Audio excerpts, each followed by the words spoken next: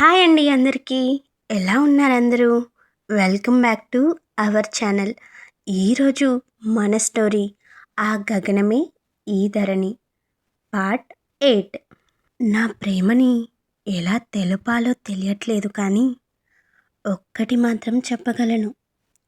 ఈ శరీరం మట్టిలో కలిసే వరకు నా మనసులో నువ్వు మాత్రమే ఉంటావని. ప్రతి కష్టంలో తోడుగా ఉండే అండనవుతా. కలకాలం నీ జీవితాంతం జతగా నడిచే నీడనవుతా. ప్రతి ఉదయం నా ఎదుట ఉండే మొదటి రూపం నీవే కావాలి. నా చివరి శ్వాస నీ చేతిలోనే పోవాలి ధరణి. ధరణి కళ్ళలోకే చూస్తూ చెప్పాడు గగన్. మీతో నార్మల్గా మూవ్ అవుతున్నాను అని అంటే అర్థం నిన్ను క్షమించేశాను అని కాదు కదా. పెళ్ళి అనేది ఎలా జరిగినా నువ్వు నా భర్తవి. నీతో ఎప్పుడూ ఇలా ఎడముఖం పెడముఖంలా ఉండలేను కదా. పెళ్ళి విషయంలో నిన్ను క్షమించిన ప్రేమ విషయంలో మాత్రం నిన్ను క్షమించలేను. నా కోపం తీరే వరకు మనిద్దరం భార్యాభర్తల్లా కాదు, మంచి స్నేహితుల్లా ఉందాం. ధరణి, ప్లీజ్, ఎన్నిసార్లు చెప్పినా నువ్వు అర్థం చేసుకోవేంటి? ఆ రోజు నువ్వు విన్నది ఏది నిజం కాదు అని చెప్తున్నాను కదా. నా మాట మీద నమ్మకం లేదా నీకు? అరుస్తున్నట్టే ప్రశ్నించాడు. ధరణి వెర్రి నవ్వు ఒకటి నవ్వుతూ, నమ్మకం ఉండేది నువ్వు నన్ను ప్రేమించానని చెప్పినప్పుడు, నమ్మకం ఉండేది నేను నిన్ను ప్రేమించినప్పుడు.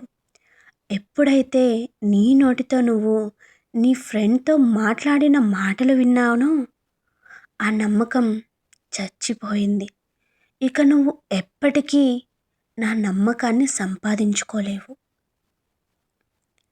ధరణి ఆ మాట అంటుండగానే ఇక ఎంత చెప్పినా ఆమె వినదని అర్థమయ్యి ఆమె చేయి పట్టుకుని బలంగా అతని వైపుకి లాక్కుని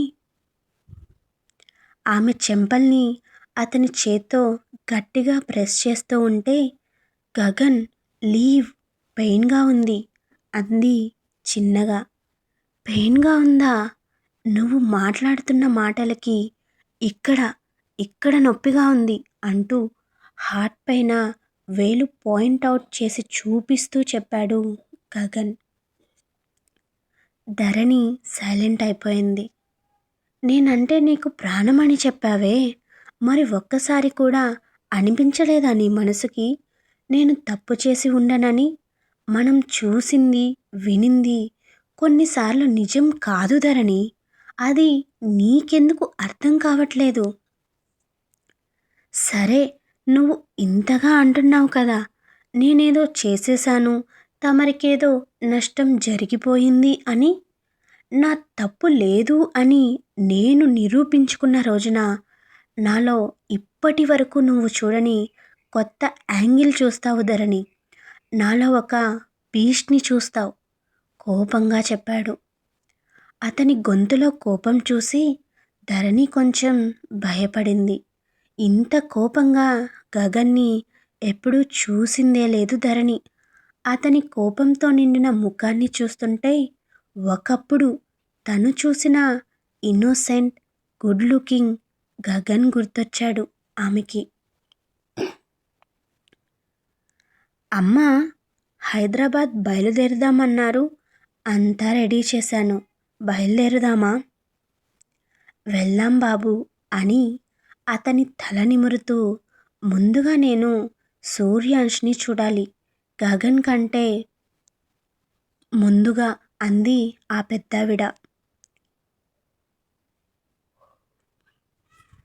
సూర్యాంష్ సార్కి యాక్సిడెంట్ అయిందమ్మా, ఇప్పుడు ఇంట్లోనే ఉండి రెస్ట్ తీసుకుంటూ ఉన్నారు అని బాబు చెప్పగానే ఒక వెకిలి నవ్వు నవ్వుతూ, చేసిన పాపాలు ఎక్కడికి పోతాయి, దేవుడు అన్నిటినీ చూస్తూనే ఉంటాడు, కర్మ ఈజ్ ఏ బూమ్రాంగ్.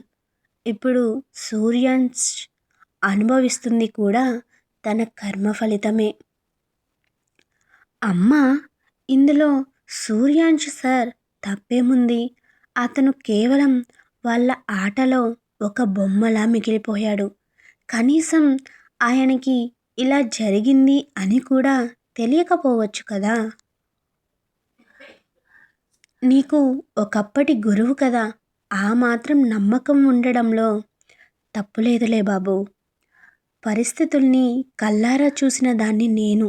నాకు తెలుసు తప్పు ఎవరిదో, బలైంది ఎవరు అంది ఆ పెద్దావిడ బాధ నిండిన స్వరంలో.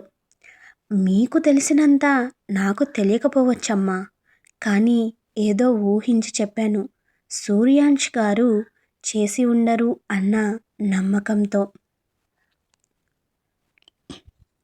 జయలలిత గారు గగన్ ఆమె ఒడిలో పడుకుని ఉంటే అతని తల నిమురుతూ ఉంది. ధరణిలో కొంచెం మార్పు వచ్చినట్టుంది అని జయలలిత గారు అంటుంటే ఓ పిచ్చి నవ్వు నవ్వుతూ అవును నానమ్మ అన్నాడు, ఎటో చూసి ఆలోచిస్తూ. నానమ్మ, నాకు అమ్మ ఎలా ఉంటుందో చూడాలి అని ఉంది అన్నాడు గగన్. జయలలిత గారు ఆశ్చర్యంగా గగన్ వైపు చూస్తూ, ఇప్పుడు నీకెందుకు అలా అనిపించింది గగన్ అంది ఆవిడ. ఎందుకో తెలియదు నానమ్మ, ఒక 2 రోజుల నుంచి అమ్మని చూడాలని, అమ్మ ఒడిలో పడుకోవాలని ఆశగా ఉంది నానమ్మ. నాకు తెలుసు ఆ ఛాన్స్ నాకు లేదని, కానీ నా మనసెందుకో నా మాట వినటం లేదు. గగన్ ముఖాన్ని ఆమె 2 చేతులతో పట్టుకొని, నాన్న, నీ చిన్నప్పటి నుంచి అమ్మనైనా నాన్ననైనా నేనే. ఇప్పుడెందుకు అమ్మని చూడాలని అంతగా ఆశపడుతున్నావు? అది జరగని పని అని తెలిసినా కళ్ళు చెమరుస్తుంటే అడిగింది జయలలిత.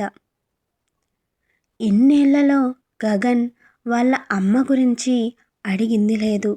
అంత అపురూపంగా పెంచింది గగన్ని జయలలిత. జయలలిత కళ్ళలో నీళ్లు చూసిన గగన్ తను ఈ టాపిక్ తీసుకురావడం వల్ల వాళ్ళ నానమ్మ బాధపడుతుంది అని గమనించి, ఏం లేదు నానమ్మ, ఊరికే నిన్న ధరణి వాళ్ళ ఇంటికి వెళ్ళినప్పుడు వాళ్ళ అమ్మ వాళ్ళని చూశాను కదా, అందువల్ల మేబీ అలా అనిపించొచ్చు అంతే అని చిన్నగా నవ్వాడు. గగన్ నవ్వు చూసి జయలలిత గారు కొంచెం శాంతపడ్డారు. రూమ్లో ల్యాప్టాప్ ముందు కూర్చుని ప్రీవియస్ ఫైల్స్ని చూస్తూ ఉంది ధరణి. గగన్ ఎలా ఆ ప్రాజెక్ట్స్ డీల్ చేశాడు అది అంతా తెలుసుకోవాలి అని.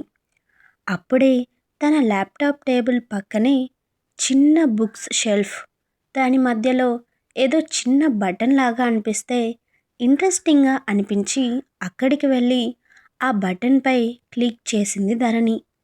అంతే, ఆ బుక్ షెల్ఫ్ 2గా చీలి ఇంకో రూమ్కి డోర్ ఓపెన్ అయింది. అర్రే, ఇదేంటి, మా రూమ్లో ఇంకో రూమ్ ఉందా?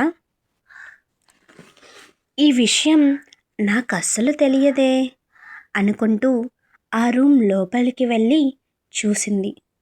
రూమ్ నిండా ధరణి ఫోటోలే. ధరణి ప్రతి ఫోటో కింద ఓ కవిత రాసి ప్రేమతో గగన్ అన్న సైన్ చేసి ఉంది. నిన్ను చూసిన ఆ క్షణం నా హృదయం దారి తప్పింది. నీ చేతి స్పర్శ నా శరీరాన్ని చేరిన క్షణం గుండె చప్పుళ్ళు మాటల కంటే గట్టిగా వినిపించాయి. ఆ స్పర్శ నా ప్రేమకి తొలి శ్వాస అయింది. నీ పెదవులు తాకిన కప్పుని నేను దగ్గర చేసుకున్న క్షణం మన మధ్య నిశ్శబ్దం ఊసులాడింది. ఆ ఒక్క సిప్లోనే మనం ఇద్దరమయ్యాం.